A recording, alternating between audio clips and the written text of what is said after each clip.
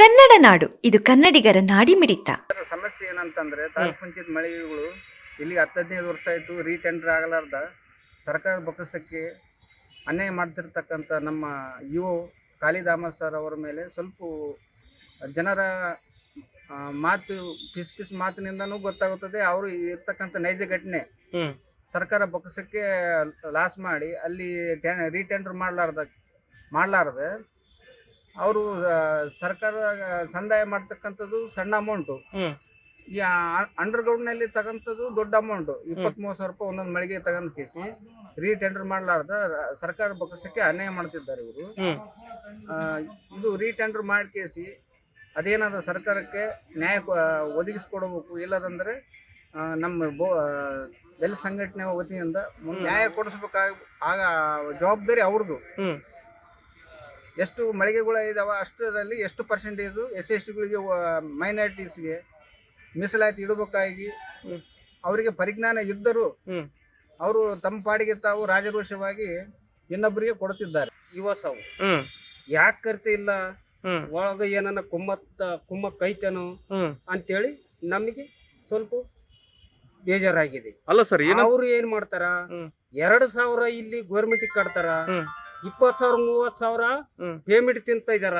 2,000 ಇಲ್ಲಿ ಸರ್ಕಾರಕ್ಕೆ ಕಟ್ಟೋದು ಅದು ಕೇಳಿದ್ರೆ ಇವ್ರು ಮಾಡೋಣ ಅಂತಾರ. ಬರೀ ಬಾಯಿ ಮಾತ್ಲಿ ಕೇಳಿದ್ರಿ ಯಾರು ಯುವ ಸಾಬು ಮಾಡೋಣ ಅಂತಾರ, ಇನ್ನ ಮಾಡವಲ್ರು.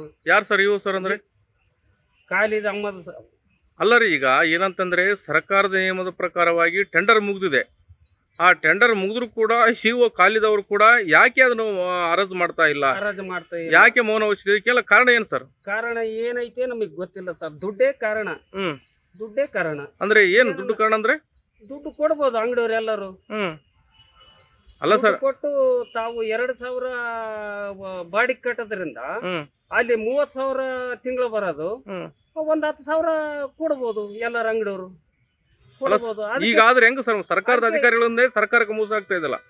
ಮೋಸ ಆಗ್ತೈತಿ. ಮತ್ತೆ ಅದಕ್ಕೆ ಅದು ನೋಡ್ಲಾರ್ದ ನಾವು ನ್ಯೂಸ್ ಮಾಡೋದು. ಈಗ ನೋಡ್ರಿ, ಇವು ತಾಲೂಕ್ ಪಂಚಾಯತ್ ಅಂಗಡಿಗಳೆಲ್ಲ ಇದಾವಲ್ಲ ಸರ್, ಅವು ನೋಡಿದ್ರೆ 4,000 5,000 ಲೆಕ್ಕದಾಗ ತಾವು ಗೋರ್ಮೆಂಟ್ ಕಟ್ತದ. ಒಂದೊಂದು ಅಂಗಡಿ ನೋಡಿದ್ರೆ 20,000 30,000 ಬಾಡಿಗೆ ಇದಾವ. ಇದ್ದು ಶ್ರೀಮಂತರಿಗೆ ಬಡಸ್ತರ ಹೊರತಾಗಿ ಬಡವ್ರ ಬಗ್ಗೆ ಕೊಡ್ಬೇಕು ಅದೇ 5,000ಕ್ಕೆ. ಯುವ ಸಾಬ್ರು ಅವ್ರಿಗೆ ಹೆಂಗ್ರಿ ಇದು ಕೊಡೋದು? ಅಲ್ಲ, ಟೆಂಡರ್ ಕರೆದಿಲ್ಲ ಸರ್, ಯಾಕ? ಟೆಂಡರ್ಗೆ ಕರೆದಿಲ್ರಿ ಸರ್. ಯಾಕೆ ಕರೆದಿಲ್ಲ? ಇದೇ ರೀ ಇರ್ತದ, ಅದು ಏನೇನು ಮತ್ತೆ ಪರ್ಸೆಂಟೇಜ್ ಏನಿರ್ಬೋದು. ಯಾರಿಗೆ? ಇವ್ರು ಯುವ ಸಾಬ್ರಿಗೆ ಇರ್ಬೋದು. ಮತ್ತೆ ಹಿಂಗಾದ್ರೆ ಹೆಂಗ ಸರ್? ಸರ್ಕಾರದ ಅಧಿಕಾರಿಗಳು ಜವಾಬ್ದಾರಿಯುತವಾಗಿ ಕೆಲಸ ಮಾಡ್ಬೇಕಲ್ಲ. ಮಾಡ್ಬೇಕ್ರಿ, ಅದು ಗೋರ್ಮೆಂಟ್ ಸೀದಾ ಕೊಡ್ಬೇಕು ರೊಕ್ಕ. ಕರೆಕ್ಟು ಬಾಜಾರ್ ರೇಟ್ ಹೆಂಗೈತೆ ಅದಕ್ಕಿಂತ ಗೋರ್ಮೆಂಟ್ ಅಂದ್ರೆ 2,000 ಕಡಿಮೆ ಕೊಡ್ಲಿ ಬಾಡಿಗೆ.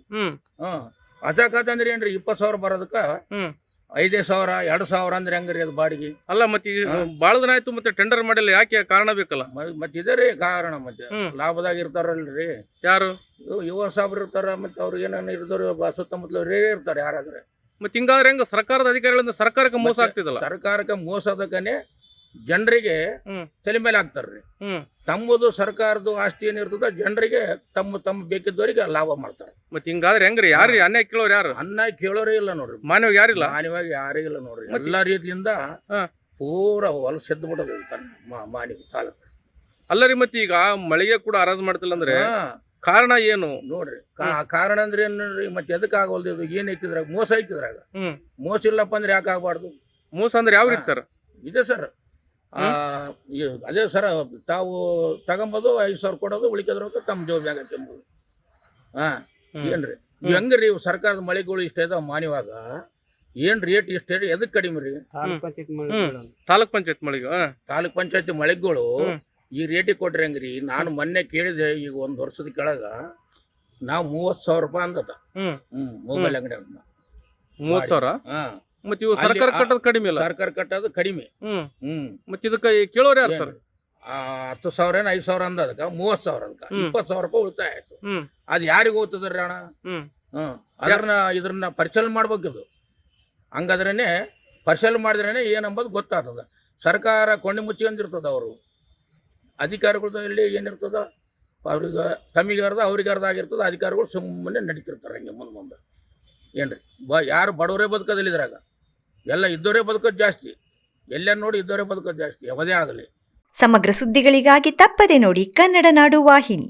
ಸಬ್ಸ್ಕ್ರೈಬ್ ಮಾಡಿಕೊಳ್ಳಲು ಕೂಡಲೇ ಪಕ್ಕದಲ್ಲಿ ಕಾಣುವ ಬೆಲ್ ಐಕಾನ್ ಕ್ಲಿಕ್ ಮಾಡಿ ನೋಟಿಫಿಕೇಶನ್ ಪಡೆಯಿರಿ.